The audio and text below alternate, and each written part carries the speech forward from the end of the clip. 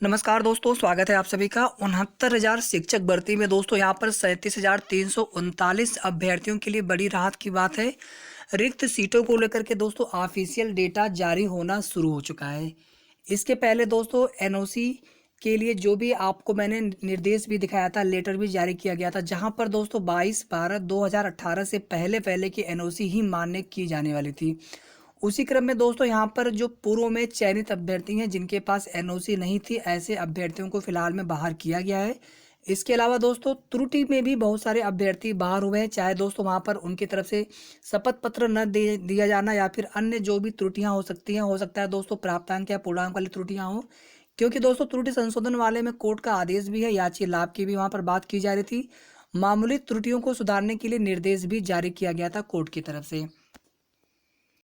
तो यहाँ पर दोस्तों वन बाय वन समस्त अपडेट्स को कवर करेंगे, तो प्लीज़ दोस्तों वीडियो को लाइक कर दे, शेयर कर दे, चैनल को जरूर सब्सक्राइब कर लीजिएगा। तो दोस्तों 37,339 अभ्यर्थी जितने भी हैं, आप लोग बिल्कुल भी निराश मत होइए। उम्मीद करेंगे दोस्तों कि जो रिक्त सीटें बचे उनके लिए सेकेंड काउंसलिंग आयोजित करवाई जाए, जिससे कि दोस्तों मेरिटोरियस, देखिए दोस्तों मेरिटोरियस अभ्यर्थी, जहाँ तक दोस्तों मुझे अभी तक आंकड़े मिले हैं, डेटा मिला है, उसके हिसाब से दोस्तों 5 से 6 हज़ार इनकी संख्या हो सकती है जो मेरिटोरियस हैं। यानी मेरिटोरियस होने के बावजूद भी जिनका चयन 31,277 के अंतर्गत नहीं हो सका है, मैं उनकी बात कर रहा हूँ दोस्तों। ठीक है। बाकी दोस्तों अगर सीटों की संख्या, रिक्त सीटों की संख्या की अगर बात कर लें, तो अभी दोस्तों लगभग 28-29 जनपदों का ही दोस्तों मेरे पास डेटा आया है। हालांकि दोस्तों कुछ और जनपदों के डेटा अभी मिलने थोड़ी देर में मिल जाएंगे। तो दोस्तों कम से कम 3 से 4 हज़ार सीटें, मैंने पिछले वीडियो के माध्यम से भी आप सभी को बताया था कि कम से कम 3 हज़ार के आसपास या 4 हज़ार तक भी सीटें रिक्त जा सकती हैं।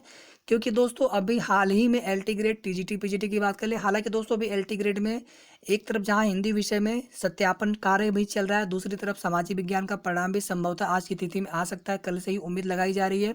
वही दोस्तों टीजीटी में भी साक्षात्कार, यानी अन्य कई चीज़ें हैं जहाँ पर दोस्तों अभी और भी सीटें भविष्य में खाली होने वाली हैं। ठीक है। इसके अलावा दोस्तों 68,500 वाले या फिर जो फर्जीवाड़े वाले अभ्यर्थी होंगे, ये लोग भी बाहर हो रहे हैं, क्योंकि दोस्तों 68,500 में एनओसी जिनके पास नहीं होगा वे अभ्यर्थी बाहर किए जा रहे हैं, या फिर जो पूर्व में चयनित अभ्यर्थी हैं। तो फिलहाल में दोस्तों आज 69,000 शिक्षक भर्ती में 67,867 चयनित सूची में से प्रथम चरण की काउंसलिंग और नियुक्ति पत्र देने का कार्य संपूर्ण तरीके से संपन्न हो चुका है। यहाँ पर दोस्तों आप कुछ इमेजेस के माध्यम से देख पा रहे होंगे, नियुक्ति पत्र का कार्यक्रम जो है किया गया। यहाँ पर अभ्यर्थियों को किस तरह से एक साथ जोड़ने, सीएम से संवाद करने और भी कई तरह की चीज़ें दोस्तों यहाँ पर देखने को मिली। और कहीं न कहीं दोस्तों यहाँ पर 37,339 का मुद्दा भी रखने के लिए बार बार दोस्तों हमारे माध्यम से इन अभ्यर्थियों से 31,277 अभ्यर्थियों से अपील की गई थी। इसके बाद दोस्तों आइए देख लेते हैं डेटा। ये दोस्तों बुलंदशहर 31,277 के सापेक्ष 619 अभ्यर्थी सूची, जनपद बुलंदशहर अनहर, यानी जिनको नियुक्ति पत्र निर्गत नहीं किया गया है। ठीक है। तो यहाँ पर देखिए दोस्तों ध्यान से आप, हाई स्कूल के अंकों में भिन्नता, वही दोस्तों बात आकर के अटक गई, जहाँ पर बार बार इस चीज़ को लेकर के बार बार आशंका जताई जा रही थी कि प्राप्तांक या पूर्णांक वाली जो त्रुटि है उनको मान्य संभवतः नहीं किया जा सकता है, किया जाएगा। हालांकि दोस्तों कोर्ट की तरफ से और अभ्यर्थियों की तरफ से बार बार अपील की गई थी, और अभी दोस्तों इस विषय में मैं कुछ ज़्यादा कहना नहीं चाहता हूँ दोस्तों, क्योंकि जो अभ्यर्थी दोस्तों यहाँ तक चयन होकर के आते हैं, किसी दोस्तों त्रुटि की वजह से अगर उन्हें बाहर किया जाता है, तो कहीं ना कहीं दोस्तों उनके साथ नाइंसाफ़ी होती है। तो कहीं ना कहीं दोस्तों प्रत्यावेदन के माध्यम से, शपथ पत्र के माध्यम से इनके त्रुटि सुधार पर विचार अवश्य करना चाहिए दोस्तों, ऐसी आशा करते हैं बेसिक शिक्षा परिषद से। तो फिलहाल में दोस्तों यहाँ पर हाई स्कूल के अंकों में भिन्नता की वजह से यहाँ पे बाहर किया गया एक अभ्यर्थी को। इसके बाद देखिए 1 वर्ष में 2 डिग्री व अन्य राज्य। तो दोस्तों इस तरह की चीज़ें तो फिलहाल में नहीं मान्य की जाती हैं। इसके बाद देखिए अंकों में भिन्नता यहाँ पर भी है, यहाँ पर भी दोस्तों वही सेम चीज़ है। ठीक है, जो पहले वाली चीज़ थी। इसके बाद देखिए अन्य जनपद में सहायक अध्यापिका के पद पर कार्यरत, सहायक अध्यापक के पद पर कार्यरत। तो यहाँ पर दोस्तों जो है ये चीज़ एनओसी वाला मुद्दा हो गया, कि यानी अगर आप पहले से कहीं पर कार्यरत हैं, ठीक है, बेसिक शिक्षा परिषद के अंतर्गत या फिर अन्य विभाग में, तो आपके पास एनओसी होना चाहिए। तो कुल मिलाकर के दोस्तों यहाँ पर ये तो केवल एक जनपद का डेटा है। इसी तरह से दोस्तों आप 75 जनपद का डेटा लगा ले लेंगे अगर आप, तो धीरे धीरे दोस्तों ये संख्या काफ़ी ज़्यादा हो सकती है। ठीक है।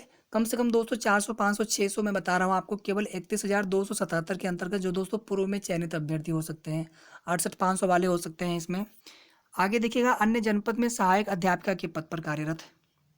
ठीक है, इसके बाद देखिए 10वीं के अंकों में भिन्नता, स्नातक के अंकों में भिन्नता। ठीक है, तो ये दोस्तों कुछ डेटा है जिनके माध्यम से आपको स्पष्ट हो गया होगा कि पहले भी दोस्तों कल की तिथि में एक शासन से बेसिक शिक्षा परिषद से एक निर्देश जारी किया गया था, जहां पर कहा गया था कि कुछ लोगों के प्रमाण पत्रों में विसंगति दृष्टिगत हो रही है, ऐसे लोगों के नियुक्ति पत्र को फिलहाल में रोका जा रहा है। ठीक है, तो दोस्तों यहाँ पर देखिए आप लोगों को बात करनी होगी जाकर के बेसिक शिक्षा परिषद में, वहाँ पे जो भी त्रुटि सुधार वाले हैं दोस्तों उनके बारे में मैं नहीं कहना चाहूँगा कि ऐसे अभ्यर्थी बाहर होने चाहिए। अगर दोस्तों कोई पूर्व में चयनित है या फिर इस तरह की चीज़ें होती हैं दोस्तों, तो वहाँ पर किसी बेरोजगार अभ्यर्थी को अगर मौका मिलता है दोस्तों तो ये ठीक होता है। बाकी दोस्तों आपके अपने अपने मुद्दे हैं सबके। तो 31,277 शिक्षक भर्ती पहले से शिक्षक पद पर नियुक्त छात्रों को किया गया प्रतिबंधित। गृह जनपद की चाह में अध्यापकों ने काउंसलिंग में किया था प्रतिभाग। ठीक है, और इसी को लेकर के दोस्तों कुछ अभ्यर्थी हाईकोर्ट भी गए हुए थे, वहां से हालांकि दोस्तों सिंगल बेंच से राहत दी गई थी, लेकिन फिर मामला डबल बेंच में अभी तक चल रहा है। फिर दोस्तों आगे देखिएगा बीएड के अंकों में भिन्नता, 12वीं के अंकों में भिन्नता, स्नातक के अंकों में भिन्नता। ठीक है, तो कुल मिलाकर के दोस्तों यहाँ पर ये देखिए पूर्णांक वाली भिन्नता है। कुल मिलाकर के दोस्तों यहाँ पर प्राप्तांक और पूर्णांक वाली जो त्रुटि है दोस्तों कहीं न कहीं अभ्यर्थियों के लिए यहाँ पर एक बड़ा सबब बन चुका है। यहाँ पर जो अभ्यर्थी बाहर होंगे इसकी वजह से कहीं न कहीं दोस्तों उन्हें बहुत बड़ा पछतावा होगा। और अभी भी दोस्तों मैं बार बार कह रहा हूँ दोस्तों, त्रुटि सुधार वाले जो भी अभ्यर्थी हैं आप लोग बिल्कुल भी निराश मत होइए। आप लोग कोशिश करिए, एक बार मांग करिए, प्रत्यावेदन लिए जाए आपसे। ठीक है, और आवेदन में जो है सुधार का मौका एक बार अवश्य मिलना चाहिए, क्योंकि देखिए दोस्तों हो सकता है किसी ने साइबर कैफे से भरवाया हो, किसी ने कहीं से भरवाया हो, और वहाँ पे दोस्तों जल्दी जल्दी में त्रुटि हो सकती है, ऐसा कुछ नहीं, जरूरी नहीं है। और इसी क्रम में दोस्तों यहाँ पर रिक्त सीटों की जो संख्या है दोस्तों बढ़ती जाएगी, क्योंकि जो अभ्यर्थी काउंसलिंग नहीं करवाए हैं दोस्तों उनका मैं आपको एक मोटा मोटा आंकड़ा बता रहा था, कम से कम 2000 के आसपास। इसके बाद दोस्तों जो ऐसे अभ्यर्थी पूर्व में चयनित वाले हो गए, या फिर त्रुटि संशोधन वाले हो गए दोस्तों, या फिर जो अपियरिंग वाले अभ्यर्थी थे, या फिर जिनके अन्य जो डॉक्यूमेंट संबंधी जो भी दिक्कतें हैं, इन सभी वजहों से जो भी अभ्यर्थी दोस्तों यहाँ पर बाहर होंगे इनकी संख्या दोस्तों हजारों में हो सकती है। ठीक है, तो ये दोस्तों कहना बिल्कुल भी ज़्यादा नहीं होगा कि दोस्तों कम से कम 3-4 हज़ार 5,000 सीटें भी रिक्त जा सकती हैं। तो कहीं ना कहीं दोस्तों अगर यहाँ पर दूसरी काउंसलिंग होती है तो 37,339 अभ्यर्थियों के लिए सुप्रीम कोर्ट से रिजर्व ऑर्डर आने से पहले पहले एक बड़ी खुशखबरी दोस्तों यहाँ पर हो सकती है, बड़ी उनके लिए राहत वाली बात हो सकती है। तो कुल मिलाकर के दोस्तों 37,339 के अभ्यर्थियों से आप सभी से दोस्तों मैं इतना ही कहना चाहूँगा कि आप लोग दोस्तों अपील करिए, सरकार के पास जाइए, बेसिक शिक्षा परिषद जाइए, रिजर्व ऑर्डर को जारी करने के लिए आप कहिए। और उसके पहले दोस्तों जो रिक्त सीटें बचती हैं, हालांकि दोस्तों उनके डेटा अपने आप दिए जाएंगे, उसके लिए आपको कुछ करने की आवश्यकता नहीं है। उन सीटों पर दोस्तों सेकेंड काउंसलिंग, हालांकि दोस्तों संभावना कम है, लेकिन संभावना नहीं ऐसा मैं बिल्कुल भी नहीं कह रहा हूँ। मैं दोस्तों शुरू से कह रहा हूँ कि रिक्त सीटों का जो मामला है उनको दोस्तों हाईलाइट करिए। चाहे दोस्तों मैंने 31,277 अभ्यर्थियों के माध्यम से भी यही अपील की थी कि 37,339 अभ्यर्थियों की काउंसलिंग से पहले पहले एक काउंसलिंग, सेकंड काउंसलिंग यहाँ पर और करवाई जा सकती है, जिससे कि दोस्तों कुछ और अभ्यर्थियों को यहाँ पर नौकरी मिल सकती है।